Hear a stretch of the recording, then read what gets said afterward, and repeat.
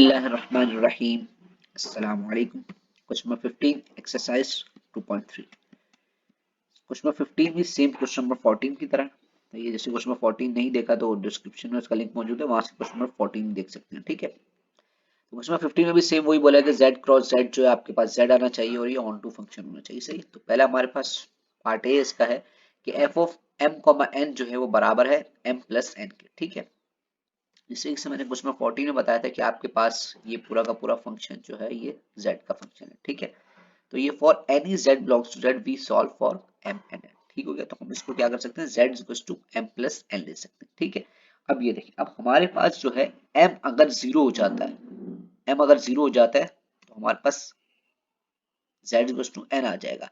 यानी कि कोई भी इंटीजर z वो किसके बराबर आ रहा होगा, किसी भी इंटीजर्स के, क्योंकि n की वैल्यू तो कुछ भी हो सकती है, नेगेटिव भी हो सकती है, पॉजिटिव भी हो सकती है। तो इसका मतलब क्या हुआ कि कोई भी वैल्यू आएगी n की वो मैप कर रही होगी z से। सही है, इसलिए कुछ इस तरह से m belongs to 0 gives n equals to 0 and this pair satisfies 0, z। सही है, अब आपकी मर्जी, आप m को 0 ले लेंगे, n को, बात दोनों की तरफ से एक ही। तो ये हमारे पास फंक्शन क्या हो गया, ऑन टू फंक्शन हो गया। ठीक है, अब पार्ट बी के हमारे पास क्या है, m n equals to m square plus m square. ठीक है, अगर मैं इसको z के बराबर ले लूं और m को 0 ले लूं और सिर्फ n स्क्वायर आ जाए।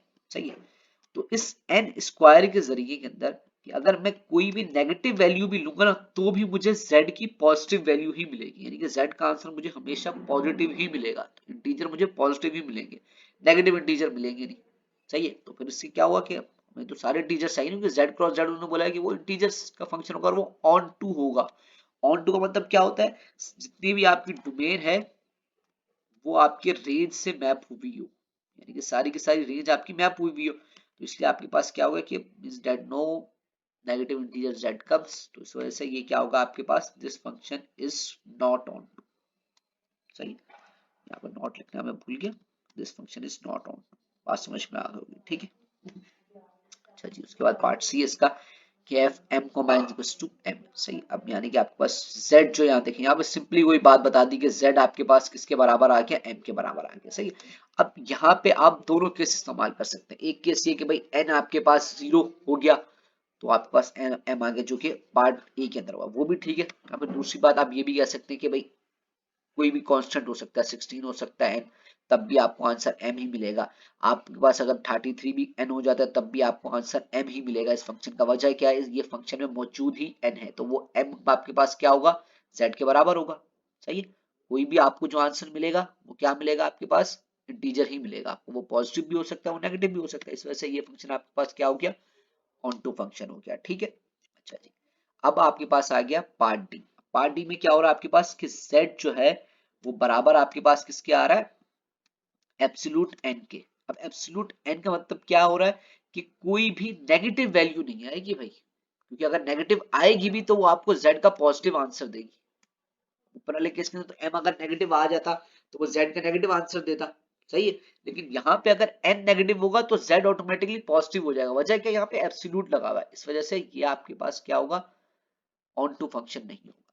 ठीक है, समझ में आ गई। मान लीजिए कि in this case we have this means that z is non-negative for any value of n, इस वजह से ये फंक्शन आपके पास ऑन टू नहीं। ठीक है, अच्छा, इसका पार्ट ई है, इसके अंदर लिखा हुआ है f m को minus two m minus n, वही बात हो गई आपके पास। इसके अंदर देखिए क्या होगा कि अगर आप m को 0 ले लेते हैं और n आपके पास माइनस n आ जाता है, वही बात होगी कि z आपके पास क्या आ जाएगा, माइनस का n आ जाएगा। इसका मतलब क्या होगा कि आपके पास जो फंक्शन बनेगा वो फंक्शन बनेगा 0 माइनस n का।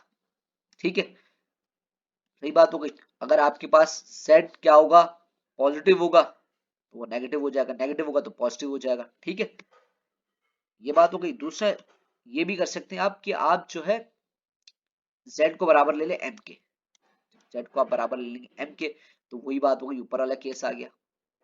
ठीक है, तो ये दोनों केस के लिए वैलिड हो सकता है, आपकी मर्जी, आप इसको जिस तरीके से सॉल्व करना चाहें। तो ये फंक्शन सिर्फ बस बताने का मकसद ये है कि ये भी आपके पास क्या है, ऑन टू फंक्शन है। ठीक है, अब चलते हैं नेक्स्ट क्वेश्चन की तरफ, क्वेश्चन नंबर 16 की तरफ, उसको सॉल्व करते हैं।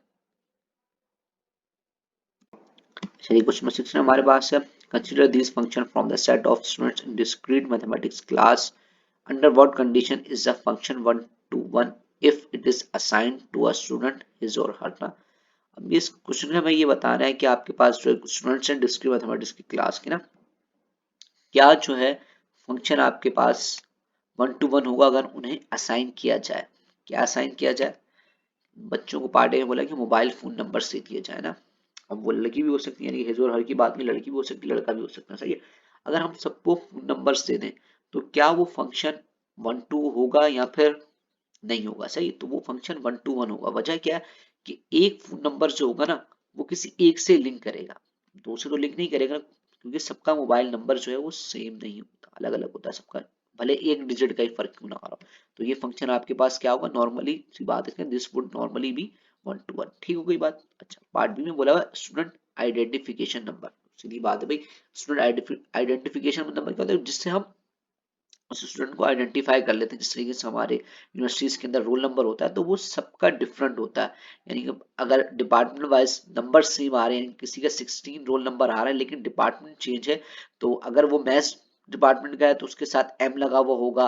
सही, इसी तरीके से अलग अलग डिपार्टमेंट्स होंगे तो अलग अलग वेरिएबल का इस्तेमाल किया जा रहा होगा। सही, तो इसलिए यहाँ पर भी this is surely 1 to 1, otherwise the student identification number would not identify student very well. ठीक हुई बात, समझ में आ गई। अच्छा, अब है C, final grade in the class. सही, अब देखिए ग्रेड्स इन द क्लास, जो भी ग्रेड्स आते हैं फाइनल ना, तो वो क्या क्या होंगे। सही, फाइनल ग्रेड्स जो है, अब जिस तरह करो भाई एक क्लास होती है तो बहुत से स्टूडेंट इस तरह के होते हैं कि भाई सेम पोजीशन ले लेते हैं, सेम मार्क्स ले लेते हैं। सही है, तो ये 1 to 1 नहीं होगा। जैसे करो अगर फर्स्ट पोजीशन है तो चले भाई मान लिया कि क्लास के अंदर एक बच्चा जो है फर्स्ट आया।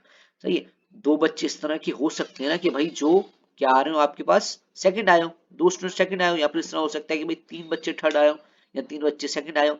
तो इस केस के अंदर आपके पास वो फंक्शन जो होगा वो 1 to नहीं रहेगा। सही, तो इसलिए ये बात लिखी, this is almost surely not 1 to 1 unless the class is very small, यानी कि क्लास छोटी नहीं हो बड़ी हो। सही है, क्लास अगर छोटी होगी तो ये हो सकता है कि भाई आपके पास स्टूडेंट्स के ग्रेड सेम ना आए। सही है, it is very likely that two student will receive the same grades. ठीक होगी बात। सही, अच्छा, उसके बाद आता है पार्टी होम टाउन।